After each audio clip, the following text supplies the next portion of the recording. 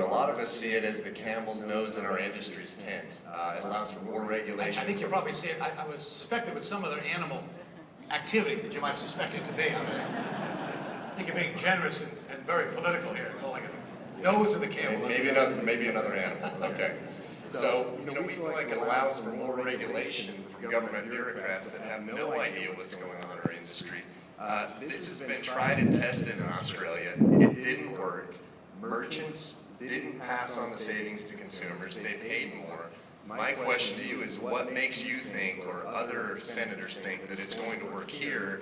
And I would encourage you to understand our point of view by visiting don'tmakeuspay.org, where, just like in Australia, the savings weren't passed on to the consumers. Merchants benefited more, and it hurt the economy there. And so my question to you is, why are we different than Australia that this has already been tested? Well, again, as I say, I'm not in a position now to make, I don't vote any longer despite all of those years, so I'm hearing what you're saying. That's a cop I out. think that there are some real room here there is room to deal with this a bit differently. But what Rick told you half an hour ago, more than half an hour, which I repeated, is you've got to engage in this process. The credit unions, I know, have been opposed to it, and others for different reasons. But you also got a lot of retailers across the country. In fact, this audience is not of one mind on this issue. I know as a Mac people in this business, there are those of you who have a different view on the issue of interchange fees. So it's not monolithic in terms of how people feel about it.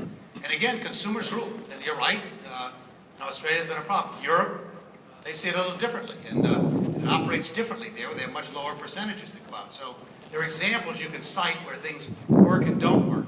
But if you're going to make sense out of this, and I'm not arguing with your point, then there's a place to make the case. It is a complicated issue.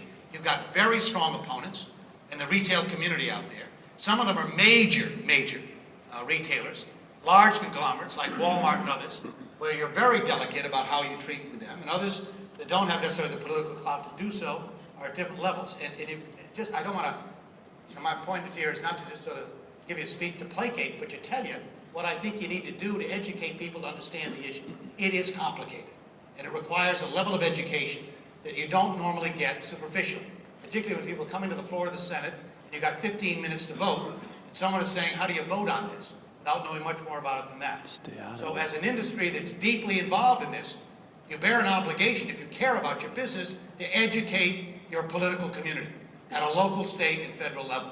And my point to you was, I think you'll be surprised at how willing members will come and listen to what you have to say at a local level. Much more so, when I say respectfully, of the walking through the corridors of Congress, which is not a bad thing to do.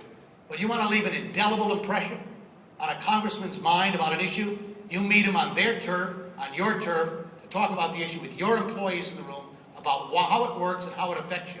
And you'll be surprised at the reaction you'll get. You'll end up with an educated person who probably is coming in without any really strong views on the subject matter, because they haven't necessarily paid a lot of attention to interchange fees as an issue over the years. This is a fairly obscure subject matter for people there.